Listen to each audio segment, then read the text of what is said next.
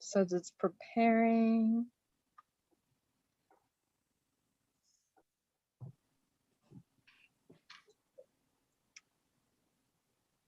Okay. Oh, I'm gonna have to mute that. That is wild. Okay. Hello, everyone. My name is Alexandra Nyman, and I am the editor-in-chief of Soberocity. Soberocity is so much more than a blog. We provide sober events and an opportunity for members to interact with each other in our Soberocity Facebook group. We also have a Patreon page, which can be found at patreon.com/Soberocity. By becoming a member, you can support panel discussions like the one we are hosting tonight. Soberocity aims to change the perception of what it means to live a sober life and make it attainable for all. For us, sobriety is a spectrum, and we fully embrace all looking to join our community. For together, we are infinitely strong. Tonight's discussion, Breaking Free of the Stigma, a conversation on mental health, is a virtual panel that will explore the stories of fashion designers, models, and sober advocates, and the impact their mental health has had on their careers within the industry. Our panelists tonight include disability activist and designer Kelsey Zephyr, acclaimed plus-size model, singer, and actress Gabby Fe, the model and creative mind behind Firty Fashion, Jenn Ancelin, the fashion editor for the Sober Curator, Kate Vitela, editor-in-chief and founder of the Sober Curator, Elise Bryson, sober icon and founder of Sober is the New Cool, Kim Bellis, and epilepsy activist and former Miss Regal World and International Miss Canada, Janice MacGregor. This panel will be hosted tonight by lead designer of LadyCat and editor-in-chief of Soberocity, as well as the organizer extraordinaire of Break Free New York Fashion Week, myself, Alexandra Nyman. Enough of the intros and me talking. I'm going to throw it over to Elise Brayson, who can tell you more about the Sober Curator, who we will be supporting tonight, and who I would love for you all to go and check out and to give them a follow on Instagram. Elise, please tell us more about them. Thank you so much. My name is Elise Brayson, and I'm the founder of the Sober Curator, which is a lifestyle hub that is curating and creating original content for those living a sober lifestyle or zero proof lifestyle, whatever it is you want to call it. You can find all kinds of information there, from book reviews to mocktail recipes to sober spotlights to, of course, Kate's fashion column and so much more. And our Instagram was hacked in February. And so we have started over. So we'd love for a follow over on Instagram at the Sober Curator. You can also just find us on our website, thesobercurator.com. And we are in all of the digital spaces and places because drunk just never looks good. So I'm going to kick it over to my girl, Kate, to talk about Walk Your Talk. Hi there. Thanks, Elise. I'm Kate Vitela. I write the fashion column for the Sober Curator called Walk Your Talk, kind of exploring how your style and fashion really helps you celebrate your sober journey as you come into your own. I walked in New York Fashion Week for Alexandra's design label, I Am LadyCat, and that was fantastic. I walked at the Break Free show. I had the opportunity to do that and really represent the Break Free cause. In my day job, I am actually a nurse leader of a behavioral health facility, and I have struggled through behavioral health issues myself. I'm a little over 4 years sober, so I'm sort of coming at this from all angles. I think my two greatest passions are fashion and behavioral health. So here I am. I think on my screen, I see Kim Bellis right underneath me, so I'll kick it over to you, Kim. Hi, so thanks, Kate. So I'm Kim. I'm from Montreal. I'm sober 9 years in January. What started out just helping my son because he got sick with epilepsy at the age of 13. I said, I'll stop drinking for 3 months. Little did I know that quickly I realized alcohol was not my friend. And so I created Sober is the New Cool just to give him a sense of, being able to fit in. And here we are, and it just took off, and we met people from all over the world that really just needed to say, it's okay to be sober, whatever your reason, and not to have to explain it, and just embrace it and be happy and just inspire and empower each and every one of us. So that's what we're doing. And we just hope that we're helping everyone else get to our little slice of heaven, I guess. So now I'm going to pass it over to Jenna. Jen? Yeah. Yes. Hi. Thank you, Kim. I'm such a fan of you and all of you lovely, lovely ladies. Pleasure to be here this evening. My name is Jenn Ancelin. I'm the founder and editor-in-chief of Firty Fashion. I wear what makes me happy. I have been in recovery for 6 years from a variety of isms and alcohol-free for 3 years. I started at a very low bottom, and at that point, all I could do pretty much was get dressed. And I decided if I can get dressed, I can get moving in the right direction. And so today I create art with fashion. I wear what makes me happy. And part of my recovery program is connectedness. I believe that's the antidote. And art with fashion makes me feel connected to creativity, to universe, and ultimately look at all of us here together today. We're connected through this beautiful art of fashion. So I'm grateful to be here. And I'm going to pass this over to my ride or die to Graceland, Miss Janice MacGregor. Thank you so much, Jen.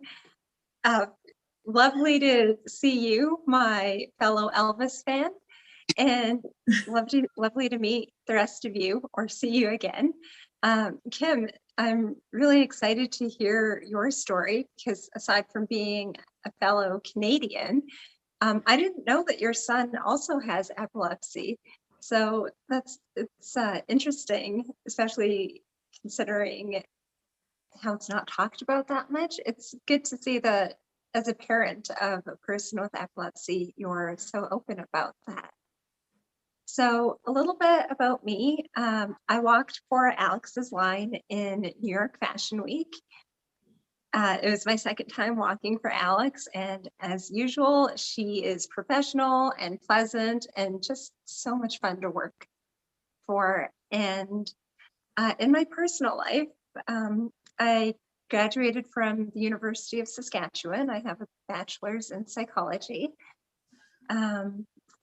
I love the Backstreet Boys and Elvis. I have epilepsy and I model and I'm a pageant queen. I'm a two-time former Miss Canada, and I most recently held an international pageant title. And I think that just about covers my life. I am going to kick it over to Gabby Fe now. Hi guys, I'm so happy to be here. My name is Gabby Fe. I am a plus size model, singer, songwriter, and actress. I walked for Alex. That was my second time walking for her. And I was so honored to be able to also perform and sing my original songs at the show. That was like the coolest experience ever. It was my first time doing that. I am currently located in Los Angeles, but you know, I'm a Brooklyn baby, like I've been there for the past few years. So it's been quite a transition for me. Also my personal life, I would say I'm a sober advocate. I have a couple of people in my family that have struggled with alcoholism. And I had an ex that struggled with opioids who unfortunately passed away. And yeah, like I definitely support this movement. I feel like having spaces like this where people can connect and be open and be vulnerable about their struggles, I think that's so brave and that's so honest and real. And I appreciate all of that. And I'm just happy to be here. So thank you. And I'm going to pass it over to Kate Vitela, who's under me. Oh, okay. I have already gone, so I'll pass it over. I think Kelsey hasn't gone yet. Am I the one that's left here? Sorry, I've had You're to the bounce last to but not take care least. of my doggo. Here it's dinner time for him. So he was scratching at the door just a bit. But my husband is taking care of him. So Kelsey, I am the designer behind the Zephyr I guess line that walked. Just so honored to have been included and invited by Alex to design. That was my first time putting my fashion out there. That was my debut everything. So to be able to do so in a space where Alex made it incredibly clear from the beginning that me and all of me, those who may not know who I am or my story from the show, I'm an out system. I have OSDD and live with multiplicity, which means I have a bunch of people in my head. We all share this body. And one of those parts of me, I refer to my alters more with titles. Because we have so much co-con and memory share, I don't have full memory blocks. You may talk to a few of us. I'm mostly the warrior right now. But my alters have more titles, and my artist has always wanted to be a fashion designer. Always. She's the one who designs all my cosplay work. She makes everything possible with every type of medium. And to get to have her have a vision come together in the medium that is fashion was such a gift. And to be able to do so in a way that was accessible to me, because I was not able to be there in person. Like that was amazing as well. My dissociative symptoms, things that people don't usually think about when they think of dissociative disorders, is all of the horrible symptoms that go along with it that are just fatigue and trauma on the body, which is actually kind of, I guess, my tie-in to kind of more of the sober space. I quit drinking, a bit before the pandemic started. I don't know what is time anymore. That's my kind of gauge for things, but because it really ramped my anxiety. I didn't know why my anxiety was so bad all the time. I now have a lot better understanding of that, knowing that I'm a system. That's a new discovery, by the way, past year.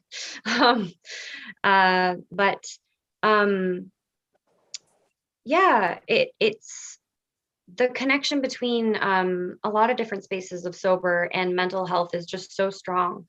And the spaces like this and spaces that feel safe. I also have a lot of trauma. I've been finding through my trauma work. I have a lot of trauma associated with drunk men. So spaces that I know there won't be drunk men feel like safe to me. So there's a whole handful of things. I used to work in corporate America. I don't know how to say my job because I currently am unemployed, but also the state doesn't think I'm disabled. So that's fun. But I used to work in corporate America doing corporate global internal change management communications. Yep, like Fortune 500 stuff or 100. I don't know what HP is, but yeah, I used to do big levels of really high level project management and internal communications, and it broke me over the pandemic. It was a gift to stop, even though it hurt so bad. even though it got me to the point of realizing I was a system. It was a gift to be able to now see what I can do, and be recognized, and to do things like help break free. I'm so excited to continue working with Alex on making spaces like this the norm. So how did you feel with your experience, Kelsey, of working as a system and to develop a collection? And could you tell us a little bit about your collection? Yeah. Multiplicity? Yeah, so my like Alex said, my collection is titled Multiplicity. Each of the looks, the first 7 looks, are based on my altars. They're looks inspired by their essence, their being. I have a lot of color synesthesia, so all of the colors represented by each of the garments are the colors that my altars are, just how the colors they are. My artist specifically, and my little as well, have a lot of access to our color synesthesia. So that was actually, when we were first figuring out we were a system, a lot of how we figured out who we were and who was there. Right? My brain started realizing that there were different parts. The thing about dissociative disorders that most people, maybe actually very little people, know anything about it. So all of this is going to be new to most of you. But sadly, it's not that uncommon of a disorder, and it's very, very few people know anything about it. But discovering who I was really was through color. I was through feeling what colors were there, until I was done feeling different colors. And then I knew I was whole. The heart design on the front of my final gown is my system portrait. I have line artwork of that I did as a way to represent me. Most of my altars have connection to the body, but not all of us. And so it felt better to represent us in a way that was detached from the physical form. And getting to do that again in fashion was so special, to get to show how they are through the art form that is clothing and garments, and how they make you feel when you wear them. It was amazing to get to see how the body movement changed of the models when they wore what I created. To know, okay, they're going to walk a certain way in these items, and that's how I want them to carry themselves, because that's how my altars want to be represented. And to get to work with models who understood that and who valued that and who were honored to get to do that was so special. So special. I sobbed like a baby as soon as I got off of the runway on that tablet. All of the models just poured over the screen, and it was hard to not be there. I wanted to be there, but I know that I couldn't have been. I would have had way too much sensory overload, and I would have been a puddle on the floor and or having seizures, pseudo seizures. But I got to be there, and doing that through an accessible thing of, I was on a tablet the whole time. My friends helped me be the people there on the ground to get my items when they showed up and get them on people, and I directed from a tablet. And it's possible. It's hard, but it's possible. Yeah, it just goes to show that fashion should be accessible to all, and just because you need accommodations doesn't mean that you can't still participate in Fashion Week. It doesn't mean that you can't still make your dreams come true, and you can't still have your art shown and showcased. Now switching from the designer perspective and going on to the model perspective, Kate, you traveled all the way from Seattle to NYC, and this was your first time ever walking the catwalk and modeling, and you come more so from the clinical background. So could you walk me through what your experience was and how you mentally prepared yourself for walking down the runway? Yeah. So, well, first of all, when someone asks you to walk in a fashion show in New York Fashion Week, you get on a plane. All right. It doesn't matter where you're at. So yeah, that was an honor for me. It was very exciting. I also was excited to see the backstage aspects of it, sort of the curation of the ensembles. I thought it was super fascinating how you and all the designers lined up their models to tell a story based on your collection, and did it so fast. You know, of course, this was something I'm sure you had been working through in your head for a while, but in terms of preparing myself mentally, you know, I'm not a person that typically gets a lot of stage fright, so I wasn't too worried about that piece of it. Of course, I didn't want to fall and I wanted to represent the clothes and the designer as best as I could, to pose in certain ways where you could see the fabrics move and the patterns and just the creativity behind the outfit I was wearing. So not only did I not want to fall, but, you know, of course I wanted to show up in the best way, but I was very certain that it wasn't so much about me as it was showcasing the clothes and the collection and telling the bigger story. I didn't think at the end of the day there, you know, I would be on the cover of Newsweek. It was more like the collective purpose. And one common theme I heard over and over backstage was, we're here, we got this, we'll do this, right? And it was all about moving forward to make it happen. And, you know, when we came across a little glitch backstage, it was like, oh, we got this, we'll do this, we'll maneuver, we'll pivot, because everyone was so invested in making the show fabulous and beautiful, no matter what. And that was really cool, from my perspective. And getting to walk in a show called Break Free, after I, you know, had just celebrated 4 years in recovery, it really felt like I was taking a look back at my recovery and saying, okay, I'm doing this, right? I am here now. And talking with some of the other models, and especially people in the recovery community, you know, talking with Denny Carice from Recovery Centers of America, it was really like this moment where we kind of came full circle and we're like, okay, we're doing this, you know. It was really incredible.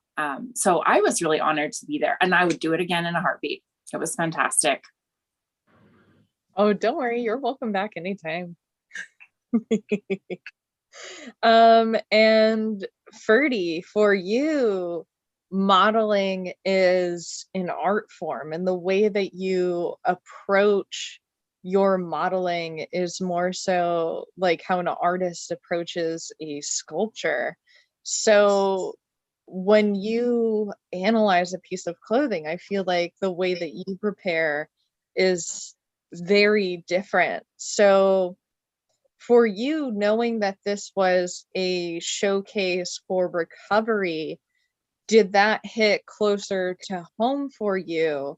And did you treat the show any differently than you would like just your run-of-the-mill runway show? Well, amen to all of that, sister. Can I just back up for 1 second too and say, Kelsey, I was sitting downstairs in the basement, like next to where all of your stuff was going on, and honey, you were there. Your energy was there. Every time you talked, there was cheering. I mean, I have goosebumps thinking about it. So That's so special to hear. Whoever's listening in this cyber world that we live in now, you can be there. It was absolutely, and I didn't walk for you. I would walk for you in a heartbeat. Oh my God.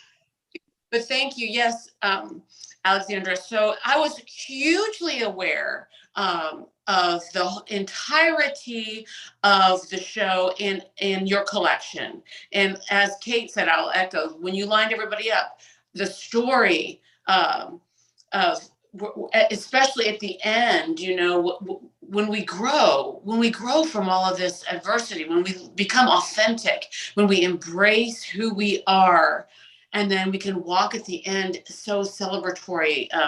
I think one of Janice's gowns was amazing. I remember every single piece because yes, it's a story, and I try to be a storyteller with my work. I do runway, but I consider myself an artist, and I do create far more content than I do runway. And if someone has a piece that they want to tell a story with, I'm like, oh my gosh, pick me. And I will go anywhere to create the background, the foreground, the whole thing to make that come to life. And so your particular piece with that crazy polka dot, you know, anxiety was a very big part.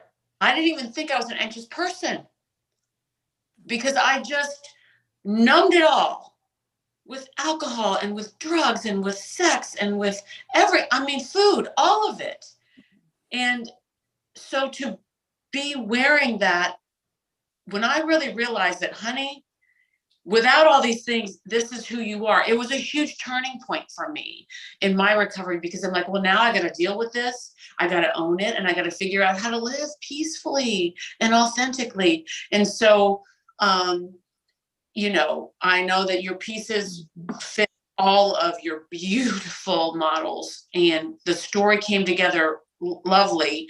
And maybe I'm just an egomaniac with an inferiority complex, right? Isn't that what we say? But I feel like that piece was like dropped from your sewing machine to my life. So thank you for the opportunity. And yes, this was different than just an ordinary or a regular or a typical runway show. So thank you so much for having me and for all of you to be part of that. Oh, so good. Thank you. Thank you. Now, Janice, for you, when it comes to walking down the runway, there's a lot of other things that you need to consider. And we had a lot of conversations on the side in regards to you being epileptic and having to try to figure out, okay, like, will there be strobe lights? What will the lighting be like? Will it be too noisy? Are these concerns that you feel that you can properly address with every showcase or with every event that you're in? Or is it only when you feel comfortable with the organizer that you can address these? And do you feel that your concerns are usually taken seriously? Okay, it's an issue more so of will someone be accommodating? Because obviously I'm going to put my health first, so I will ask. And most of the time it's like, oh, we'll just hire someone else. So it was very nice to hear from you that you weren't just like, oh, I can just get any girl in New York to do this. And if I could just skip back for a few seconds. So Kate, I'm actually quite surprised to hear that this was your first time modeling. I've been doing this since 2006, and very few models actually realize it's about the clothes, not about them. So, I mean, watching you on the runway and then now hearing your words, I'm so impressed with you. Also, Firty, I don't mean to speak for you, but for those who don't know the story, Firty is a combination of 50 and 30. And for someone like me, I'll be 38 in July. It's so refreshing to not have that ageism that we often see in the industry. So I just wanted to point those things out to you two ladies. But Alex, yes, in response to your question, I mean, epilepsy is one of those things that people will discriminate against without thinking twice about it. Like they just have these preconceived notions of what we're like or what will happen to us. like I once had a national pageant title here in Canada, and I was supposed to go to the Dominican to represent Canada. And, you know, I was open about having epilepsy all along. And then the night that I was crowned, the pageant director's right-hand woman was like, well, we'll never send you to the Dominican if you're just going to go falling down everywhere. Like, I'm thinking, I've been living with you for the last 10 years or 10 days, and I have not fallen down around you. Yet you think that I can't handle this? You know, this is not my first time at the pageant rodeo, and yet you're undermining my abilities based on me having a neurological condition. And, you know, whether it's pageants or acting, because I do a lot of the acting as well, a lot of times people, I mean, they can't say we're not hiring you because you have epilepsy. But, you know, when you're the front runner and then they find out that you have epilepsy, you kind of figure out why. And I mean, that's why, Alex, this was such a refreshing show, because you actually took into consideration, you know, there are people who are photosensitive, and, you know, epilepsy isn't this thing that only freaks have. At any given time, 1 in 100 people have epilepsy. And when you look at the lifetime prevalency rate, 1 in 26 people will have epilepsy at some point in their life. So whether that's in childhood and then they outgrow it, or when they're older, they'll develop it.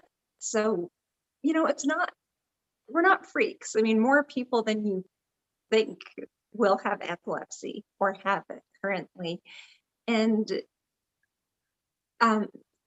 it was really cool that you took the lighting into consideration, especially since in the epilepsy community, only 3% of us have photosensitive epilepsy.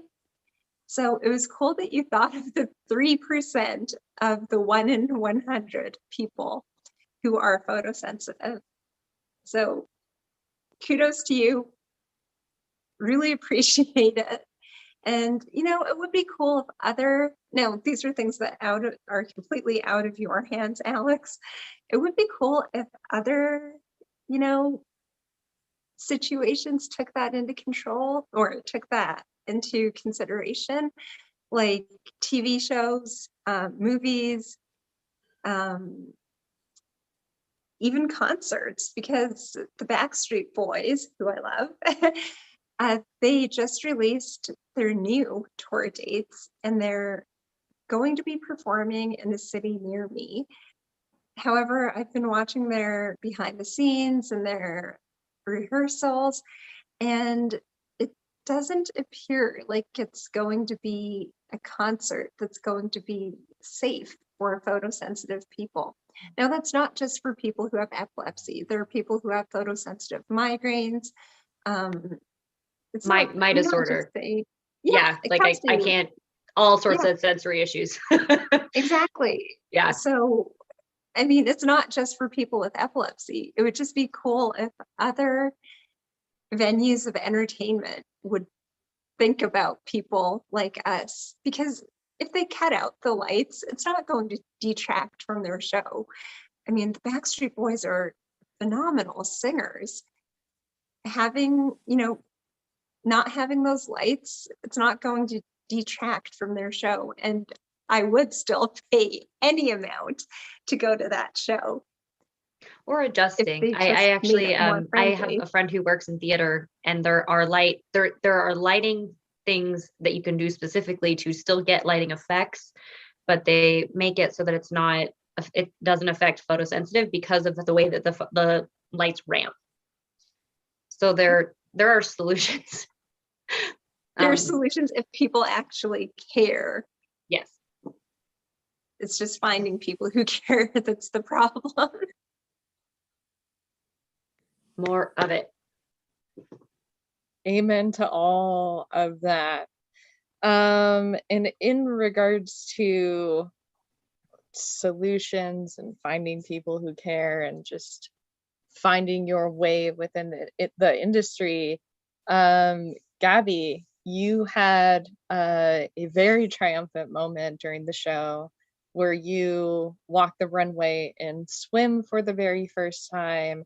And you also had remarked how this was your first time ever wearing gold for a campaign.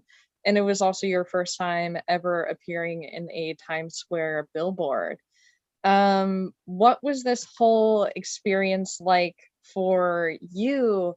And was it also a bittersweet experience coming back to New York City so soon after losing a loved one and trying to do some trauma healing over in the West Coast?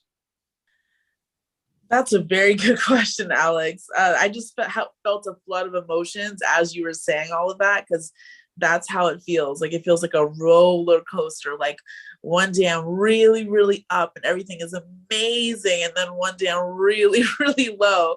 So I feel like life has been throwing me curveballs, and I've been doing the best I can with them. And like, my mom once said to me, and it's like the simplest saying, but it really helps me through life. And she's like, all you can do is do the best you can. And I just like think about that saying when I'm like feeling like everything is out of my control. So first off, getting a Times Square billboard, being a plus size woman, being a darker skinned woman, being a very, very small group of people being represented on a huge billboard like that is like so impactful, not just for me, but for like younger girls who look like me, who have never seen someone that looks like them on a billboard. Being that representation that I've always wanted to be, like, since I was younger, and I never saw like anybody that looked quite like me on media, on TV, on anywhere. To become that now is really like full circle, and it makes me feel like so proud. Sorry, it makes me feel so proud that I'm able to, be that for somebody else, because I didn't have that growing up. Wearing gold on the runway was like honestly life-changing and impactful, because if you don't know, especially with like plus size women or curvy women, they try to hide our curves, like as if we should, as if that's like a good thing. Like, don't wear stripes, it'll make you look bigger. Don't wear polka dots, oh, you look like a balloon. Like, don't even try to wear anything that has pops of color or designs. So, typically it's kind of like boring, basic colors, not boring, but like, you know what I mean? Like, it's not anything too exciting, because I guess some people feel that my body is like, already extreme, or like a topic that's already too spicy for you to add a color like gold, and so to walk down the runway in like a gold dress, it's like making a statement, because it's like saying, I'm not going to hide my curves. Like, this is how my body looks, and it's beautiful. It's okay. It doesn't have to be hidden, between like just like a typical black or white or solid colored dress. Like, it was something that like, really, I know spoke volumes, because in other runways and other designers that do curve, you rarely see that. So it was an honor to wear, your dress, Alex. And I didn't see the swimsuit like before the show or anything. Like, they just kind of like showed it to me an hour before I actually walked out in front of all those people with it. And I've never, not even like privately in my home, I have never worn a bathing suit like with a thong, like where you can see both my butt cheeks out like that. Never in my life. So like it was really nerve-wracking and like emotional to like walk out in front of hundreds of people wearing a thong bathing suit for the first time in my life, not even in a dressing room, literally the first time in my life wearing that. But I'm so glad I did. I got so much positive feedback, and it just made me feel like, wow, like people want to see representation. They want to see like, you know, different clothes on different body types. And again, just to be able to be that example and to have the impact that I've been having on so many different people who have like reached out to me and told me like how much it means to them for them to see something like that. And that was really cool. So, you know, I was really, really honored to like do that, but it was scary. Like me as a person, like me, like outside looking in, it's like empowering, impactful, and looks really cool. Me in my own head though, I was like freaking out. But to see like the pictures and everything at the end result afterwards, I was like, oh, that looks pretty good, you know, but like in my head, I was just like, oh my gosh, like I'm about to walk out there. Like, you know, I felt so naked. So it was definitely like, you know, I had a lot of anxiety about it, but like, I'm so glad I did it. It was one of those things where you're scared to do it, but then when you do it, you're happy you did it.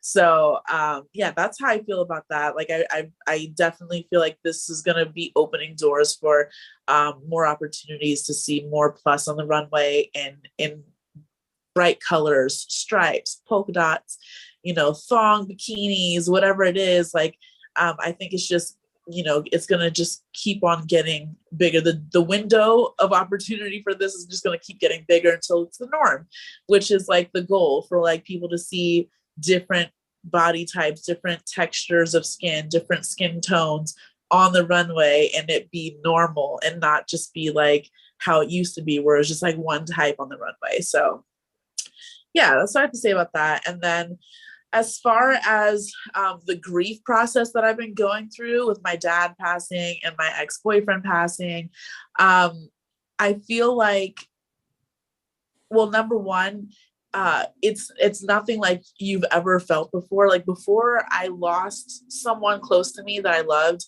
I didn't really understand what that meant or what that feels like. And of course, you're not going to know what that feels like until you actually experience that. But going through that, it really changed my perspective on life. I feel that, you know, I just think of life very differently. You know, I did come, part of the reason I'm on the West Coast right now is to have a change of scenery, to get away for a bit, to just feel like I can, you know, start over somewhere new and somewhere fresh where I don't have so many memories compounding my brain and my mental health every day. So I think it was important for me to kind of just change my surroundings, so it would help me with like my mental health journey. And coming back to New York, first of all, I love New York. I'll always love New York. New York will always be home for me. Like in my heart, New York City will always be home for me. But coming back this time for Fashion Week, it didn't feel as bitter as it did sweet. It actually felt really sweet because I had Janice staying with me, which was a lot of fun. I had my mom with me, my cousin, and it was like nice to have like family support, friends support with me in New York. So I wasn't just alone with my thoughts, because I think it gets dangerous when you're just alone with your thoughts. So like, it was nice to have company, and it was nice to just have familiarity around me, because, you know, what I'm going through right now in the West Coast, I feel like a fish out of water. Like, I'm such a New Yorker, like being out here, I'm just like, I feel like I'm on Mars. Like, where am I? Like, the food's different, the people's different, the culture's different. And I'm having a hard time adjusting to that. So coming back to New York was a sweet experience, because I came back to a community, my work, which is what I love, like modeling, singing, all of that, my family, my friends, like having that back again, it reminded me why I loved being home so much. So yeah, I feel like, you know, I definitely am discovering a lot of things, and I'm really, really, I'm just grateful for this time of life and like what I'm learning in this season. And yeah, I'm happy that I was a part of this event, because it really did change my life for the better. And it's really been impactful for me in a positive way. So. Well, the good thing is that you can always come home, and, you know, you're halfway through your West Coast experience. And I think at the end of the day, you'll come out stronger for it. and you're thriving, you're experiencing new things, and that's always a net positive in my opinion. Definitely. I feel that. Alysse, for you, your experience was, I think, different than everybody here, except for maybe Kate, who also did write a couple of different columns. But for you, you got to kind of more so be a spectator and kind of observe everything through the fishbowl lens. So what was it like for you coming into this more so from an organizer perspective of somebody who has put together shows like this before, and also just kind of seeing trying to lump together mental health, substance use disorders, and fashion all in one? Well, I just had so much fun watching all of you from the front row. When Kate was getting ready to leave the hotel to go to her call time to be there at 2, I was like, I'm getting ready for a nap. So I was practicing lots of self-care for my mental health. And I was bummed because our Instagram was hacked 2 days before, and I was really hoping to do an Instagram live from the show and post a lot of coverage from the show because I'd worked really hard to build up our audience. And so that was a curveball I didn't expect coming to New York. And but it was good to be there. I hadn't been in the city since COVID. So pre-pandemic, I think fall of 2019 was the last time I was there. And it was really exciting to be able to go to a show that was part of New York Fashion Week. I've done a lot of fashion shows here in Seattle, both produced them, sponsored them, attended them. But going to New York, I mean, that's just so much fancier. So of course I told everybody that I knew for weeks ahead of time. And now everywhere we go, Kate gets extra special attention because she's a model now. And so she has to have entrances when we get into places, right? But it was just so great to know that everybody there was supporting the cause of mental health, right? In whatever ways that shows up. And I think that, really leaning into the unseen disabilities that we all have. Well, I don't know that all of us do, but a lot of us do. I'm glad to see that people are talking about them, because talking about them takes the stigma out of things.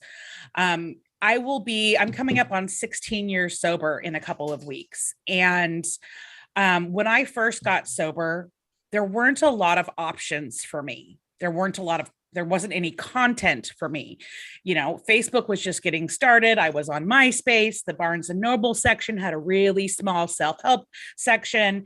But now we have so many things at our disposal, and so many people are recovering out loud on so many different topics that we're raising the vibration and making it acceptable for people just to be who they are. And I think that's a really big deal. I think lives will be saved because of that. And it was just so much fun to be there and see the fashion. And I took 8,000 pictures. And I still am working on my recap of my version of sitting in the show. I will tell you, at one point, I was crossing my legs and I put my hand down on my tennis shoe, and it was warm. And I was completely thrown because we were in a glass studio. So the floor was heated. So that you guys were just so much hot stuff that you were heating the floor. And Kelsey, I thought it was really cool that they carried you out on the tablet at the end. I thought that was a really nice touch. I loved the fact that there were all ages were represented, all body sizes were represented, all skin color was represented. That was so well done. And Gabby, girl, you rocked it. You rocked it. You rocked it. I was like, oh, she's brave. I love that girl. I love that girl. Thank you. like, yeah, I don't even want to be in a swimsuit in front of myself. Like, whoa, get it. And you look really good in the gold too. You look really good in the gold. And I love following you on social media. I've been watching your adventures in California, and you looked really cute the other day in some sporty little outfit. So, thank you. You know, what I love about this community, the mental health community at large, is that we are so accepting of each other, and we can get right to the heart of the matter, right? We don't have to do all that superficial bullshit. Oh, hey girl, how's it going? Oh yeah, like we can just get in and talk about real stuff, real stuff. And by doing that, we're making changes because there's a ripple effect that's happening. I see it, I feel it. It's just going to go up from here. So I was really excited that we were able to support the show and do all the promotion that we did, and we'll continue to do. Big fan over here. Yay. So just to circle back on something that you hit on, Alysse, why do you think there has been such a shift from the original perspective of remaining anonymous to recovering out loud? Do you think it's because of the emergence of influencers, or do you think it's because of a difference in psychology within the recovery community as a whole? That's a really interesting question. I think in large part, oh my gosh, those are my dogs barking. I'm so sorry. There's probably a squirrel, and it gets really serious around here when there's a squirrel. Honestly, it's technology, right? Because I was not in early sobriety, even though obviously the internet existed, right? I'm not that old. And social media existed. It was just getting started, right? I didn't come out online about my recovery until probably 2.5 years ago, right? And I've been doing this for a long, longer than I thought I would have been doing it. That's for sure. And so technology is giving everybody a voice, and that's a good thing, and that's a not great thing, right? So I think that's part of it, is there's more people. And for me, I had a lot of anxiety around coming out online because I was afraid I couldn't control the narrative, right? When I tell people in person, it's because it's beneficial to the situation. I don't just, I wasn't just walking around putting it on a shirt, although now I have lots of shirts, including one from Sober is the New Cool. And so I think that's part of it. I also think obviously science is developing and psychology is developing, and they're learning more and more things about how substances and alcohol affect the brain, affect the body, especially in women. We, at least in my experience, which I've read a lot of articles on, I partied on, I was a hard drinker and drug user for most of my 20s. And I just kind of bumped along the bottom, somehow surviving, keeping my job, keeping it all together, but not great. But there was just this point that happened where in a 6-month period, it changed really fast. And like something in the body, my body chemistry changed, and I was processing alcohol so much differently that it was no longer predictable. How, one drink I could get completely slurred, or 10 drinks I could be fine. It was really bizarre. And so, and in removing the alcohol and the drugs, then I was left with, me, right? And that's where I really got to get in and do the work, because I realized when I started pulling back the layers, there was a lot more underneath there that needed help, including, diagnosis around depression and anxiety. And so now I've got a lot of tools in my toolbox that I can pull out when I need them in whatever situation they're in. And I have a lot of boundaries that I set up around myself. And I'm comfortable talking to people about it. And I stopped caring what people think as much, right? So I guess that's it. I think the main thing is technology. And that has caused the shift, because it's not just influencers, it's podcasts, you even look at how it's changing the landscape in TV and film, right? We're seeing a lot more than just the quintessential 28 days with Sandra Bullock, right? the single drunk female that just came out on the Freeform network, that just wrapped season 1. That was great. That was a great show. They did a great job of showing what it's really like in that first year of recovery. I also really applauded the fact that they showed someone in long-term recovery. As a person who's in long-term recovery, I don't find myself very often, right? And there's so many people that are getting sober and dealing with everything got brought to the surface during the pandemic. Everything got exasperated. And so I think it's a tough time in the world, but it's also an exciting time if we just stay the course and around unity. Yeah, no, I completely agree. Now, Kim, you definitely seem to be somebody who recovers very loud and proud. Were you always that way? Is this something that happened as your social media following grew? And also, when did you discover that you were a master t-shirt bedazzler? I think I've always loved sparkles, but I think the reason why I started right from the beginning talking about it, like I was talking about the sunshine, because for my son, and you know what, you almost made me cry when you were talking about just epilepsy as a whole, because number one, there was a lot of depression that came at the same time. And as a mother, not being able to fix everything, I figured, okay, I'm going to stop drinking.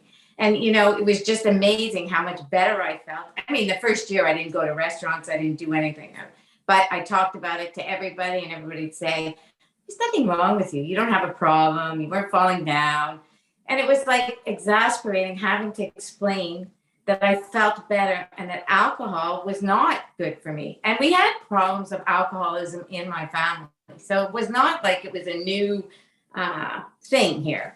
And for my son, when the boys would come over with a backpack, they put the beer, the vodka bottles. In Canada, they start drinking at 18. So they start probably at 13, right? So they would bring in their bottles in a backpack, and my son would say, no, you guys can't bring that here because my mom stopped drinking for me. And so something that was supposed to be for 3 months, because trust me, I had no idea, and I never thought I was going to be sober for the rest of my life, but I had to, and I just kept getting better and stronger. And mental health and the alcohol part of it, just had to talk about, because it was just all of a sudden, maybe because I wasn't drinking, I saw things that I just didn't see before. And I loved my wine. I drank way too much. I know that now, but at the time, I guess I was a pretty good, I was the so-called mom at home doing the cancer, fundraiser, doing all the community stuff that was like good. And I thought, well, I'd do a fundraiser. I better get kind of smashed before I get there, because I had to talk to everybody and I had to make sure everything was organized. Little did I know, I guess I didn't do that great. I mean, even if the event was good, I'm so much better now. Just being able to communicate and talk and for my son to realize, that's why we made this t-shirt. We give back to the mental health community, because we had a lot of therapy, and he didn't want to wear sober's the new cool, because he thought people are going to think he was a drug addict or he was this or that. And I said, who cares what people think? But I had to show him that things were possible. And I've met so many fantastic people in the last, 9 years, like Hollywood people that are so fantastic. And my son looks at me and goes, how did you do that? And I said, I don't know. It just happened. And I met Alysse and I met Kate, and everybody just it just grabbed onto me and just helped me through these last 9 years. And it's just, we have people from all over the world. I've never had a daughter. I always wanted one. And now I think I have daughters all over the world, and with different issues and with mental health issues. And I had a tattoo done at 60 years old, which, trust me, I'm a bedazzler and ribbons and bows. I'm not a tattoo girl, but this is now my best piece of jewelry. And I did it with a young girl that is in full recovery now, but has had ups and downs. And, you know, she talks very openly about, you know, the disorders and challenges she has. And she's just my life. And, you know, we talk every day on WhatsApp. And I just feel that my whole life has come, like I reinvented myself at 52 and I'm just 61. And I learn something every day. I'm open to whatever. And my Instagram was hacked, but I did get to see all of you guys before all that happened because I lost control of everything. I got it back, thank God.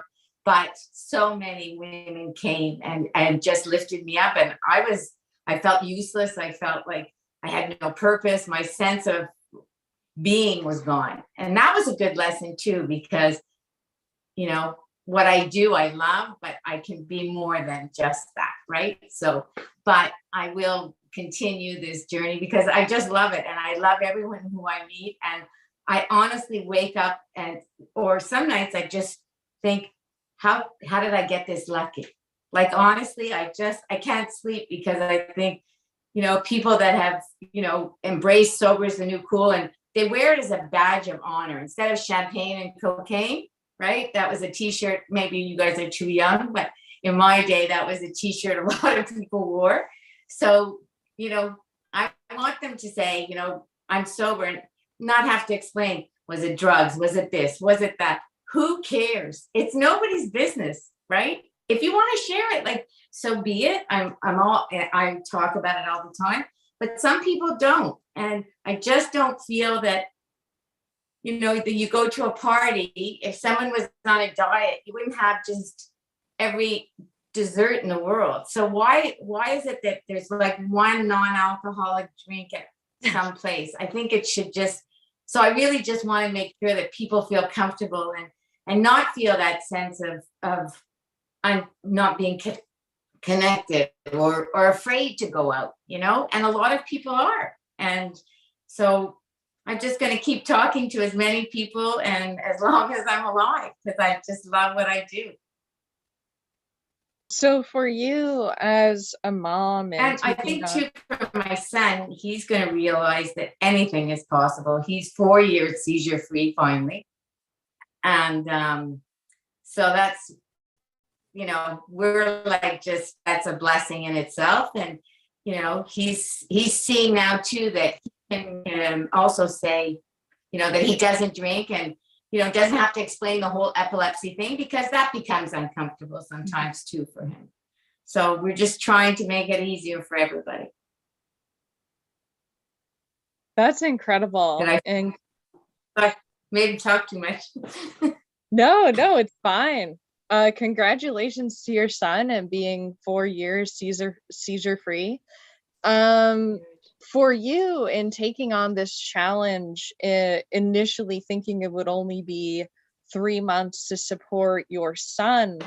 Oh shoot, my internet. Oh no. Can you hear me?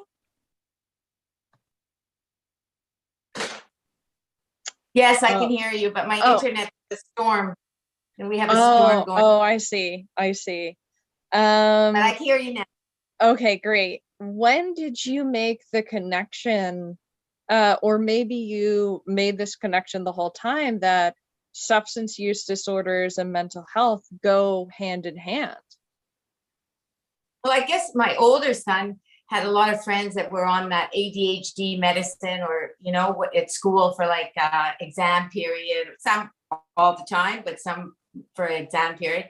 And then they would drink and it was a disaster. It was, and then a lot of suicidal thoughts and people talking about suicide. And, you know, we live in a great neighborhood with parks and schools and hockey and soccer and football. So it shouldn't be. And it was like, it was just this black cloud everywhere. And, you know, there was no place, the people we give to is called the Douglas Foundation. And I would bring people there, you know, and to this event, and people said, I can't believe I was able to talk about what my son's medicine was or my son's condition was without feeling that black cloud.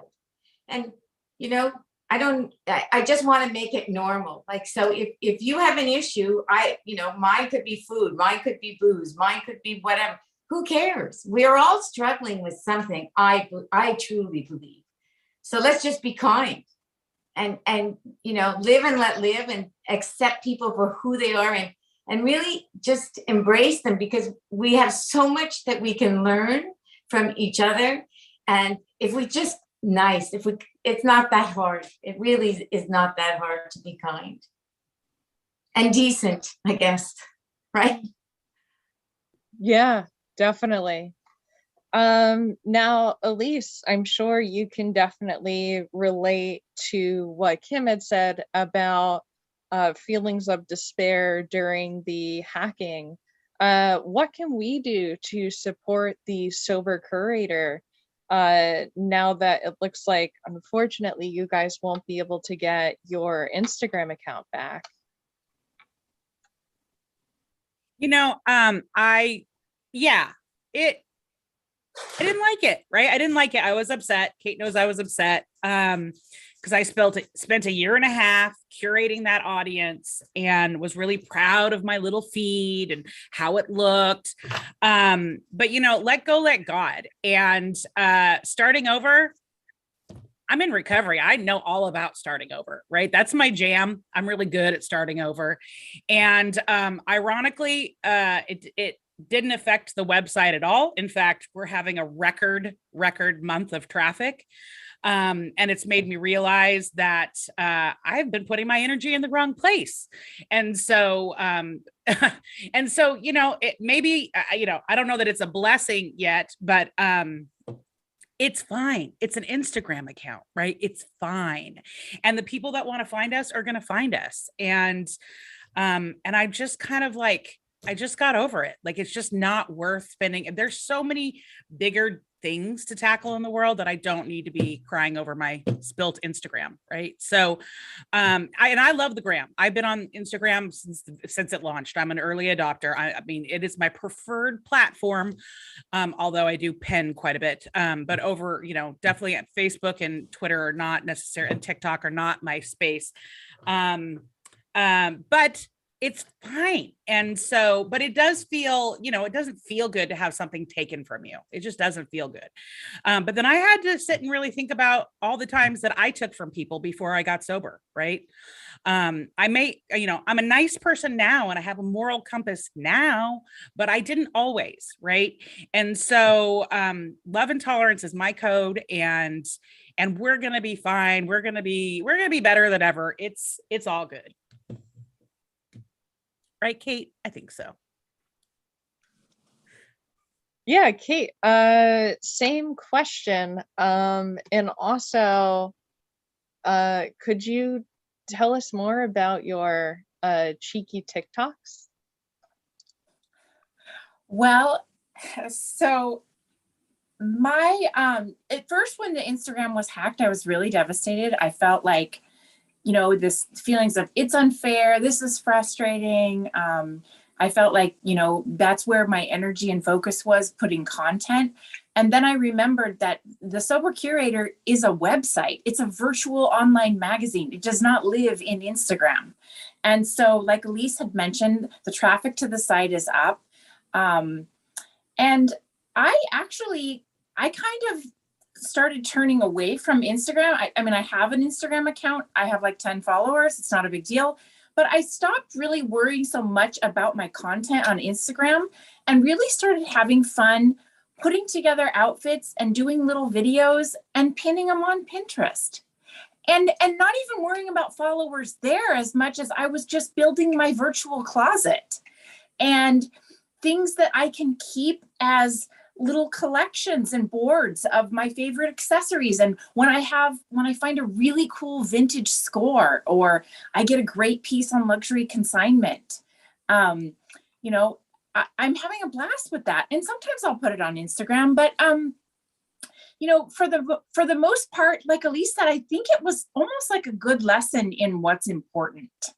And so, I hate it when that happens, because it was one of those lessons. And we were in New York, and, I remember her and I walking down the street thinking, oh, this is just the worst thing. And then we were like, no, it's not.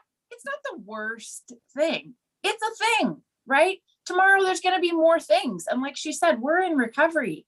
I mean, we eat this stuff for breakfast. We are overcomers.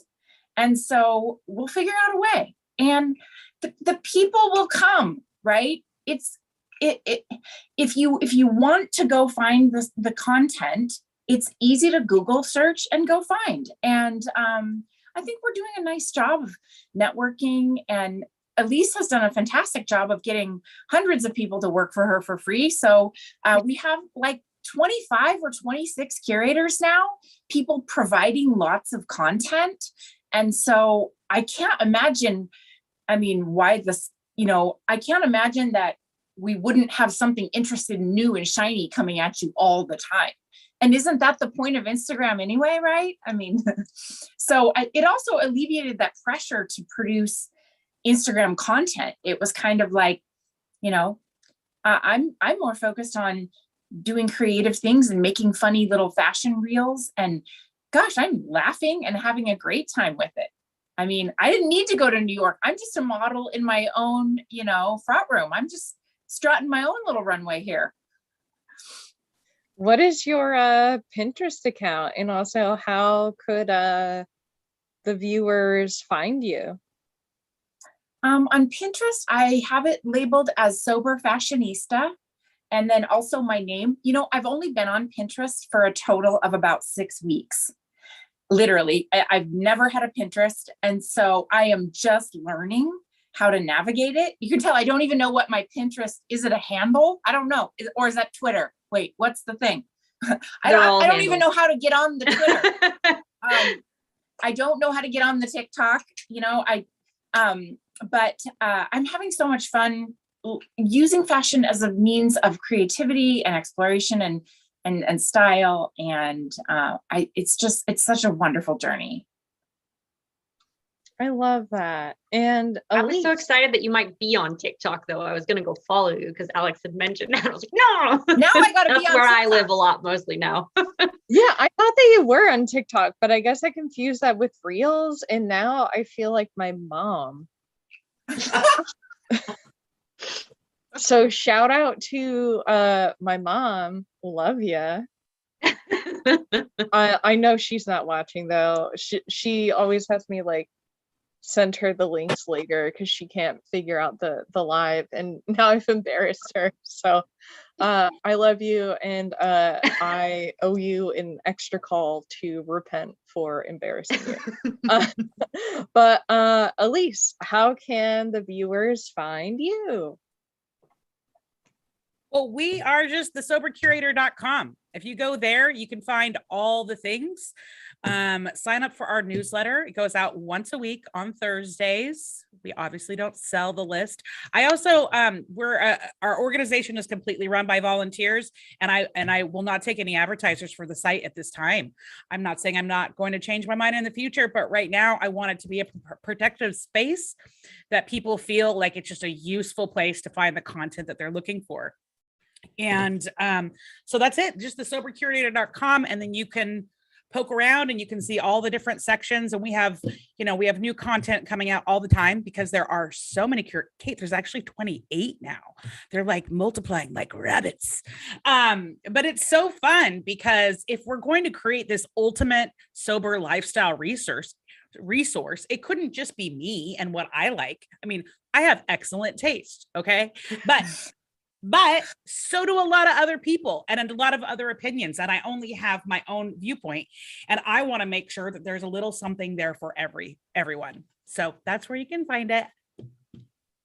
Amazing. And Kim, how can we find you? I'm on Instagram, Facebook. It's sober. It is new cool on Instagram, and sober is the new cool on everything else. But I will do everything to empower each and every one of you because I love you and I adore you. And I thank you for just allowing me to be in your presence. Thank you so much. And I believe we lost Gabby Fay. She can be found on Instagram at I am Gabby Fay. And I believe on all other platforms, including TikTok, Facebook, and YouTube. That was the other one I was looking for. At I am Gabby Fay. Janice, how can we find you? So I'm on Instagram at ms.janice_MacGregor. So Ms is ms.janice, JANICE_MacGregor. Yes, the way that Rob Roy MacGregor spelt his last name, not the way that Conor McGregor spells his name. And that's the one that I'm most active on, even though, I mean, I read my DMs, but so if you want to contact me, cool. I do read those, but that's the social media platform that I'm mostly on. And Ferdy, how can we find you? Hey, so I am a hard Instagram girl, and my Instagram is Firty Fashion, FIRTY, not flirty, Ferdy, as in 50 is the new Ferdy. I do have a placeholder on every platform. I worked hard to trademark Ferty Fashion, and I want to make sure nobody else gets it. So I'm on Facebook, and I'm on TikTok. I have a son who is a recording artist, and I manage him full time as well. And he's very big on TikTok. So I have a TikTok that's kind of a spillover TikTok of his. And so I can keep an eye out on what he's doing, because those musicians.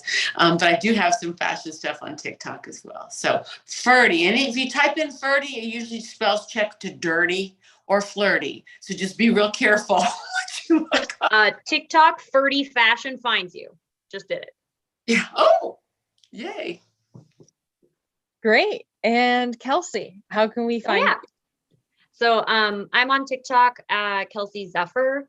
That's where I share a lot of, I've been sharing more and more day in the life kind of content. Because of a lot of the stuff that kind of similar things that like Gabby was talking about of being representation. I am doing that. I am doing that for all of the kids that are finding out that they have a dissociative disorder and don't know how that might be possible to live. I want to show them that they can. I want to show folks that maybe don't have full amnesia blocks that they still have just as much validity in the dissociative community. That all of their alters still have value, that that you can follow dreams. So that's where I put a lot more of that kind of content. And then I'm also on Instagram. I really like to do, I mean, on both of them, I do a lot of my own like makeup, fashion, cosplay, gardening, dog videos. The internet really likes ducklings, and so does my little. So a lot of videos of ducks. And then there's going to be some baby animals soon, because I live near a bunch of baby animals. So, but yeah, I huge mental health advocate. A lot of it through just living as visibly as possible, showing the reality of living with a dissociative disorder and doing the amount of trauma healing that I do. It's really hard. And so I try to show good and bad, which is hard. It's hard. But yeah, both of those places. And I'm always available to talk to anybody if they need it. Because yeah, I want to be that support that I didn't have. Thank you so much. Well, thank you so much for tuning in tonight. Be sure to follow Soberocity for updates on more panels like this one, and consider subscribing to our Patreon, patreon.com/Soberocity, to support the programming of events such as these. Our next panel will be something that we have never really covered or addressed before in a virtual panel. And it will be discussing disabilities within the fashion industry. And we will be talking with Jacqueline City, Janira Obregon, and Juliet Sora. Jacqueline was one of the designers featured in Break Free. Janira Obregon is a model who does all of her modeling from her electric wheelchair. And Juliet Sora walks down many glamorous runways with her service dog at her side. This event will be held on Tuesday, May 3rd at 8 p.m. EST. Tickets are available on Eventbrite and are available for anyone who would like to attend virtually. We will be, again, live streaming this event on YouTube and then sharing it out through our Facebook page. Thank you to all of our lovely panelists. Thank you to everybody for tuning in. Please be sure to go and to follow and to stay up to date with our friends over at the Sober Curator, and to give a read to Kate Vitela's fashion blog. She dropped a very, very wonderful article a couple of days ago. I do not want to spoil it. Click out of this window, immediately go to the sobercurator.com and go and read it. You will not be disappointed. It delivers on all fronts. You are so intrigued. I know you're typing in right now. Again, thank you so much. Have a wonderful evening, and I will see you all again on Tuesday, May 3rd. Good night, y'all. Bye.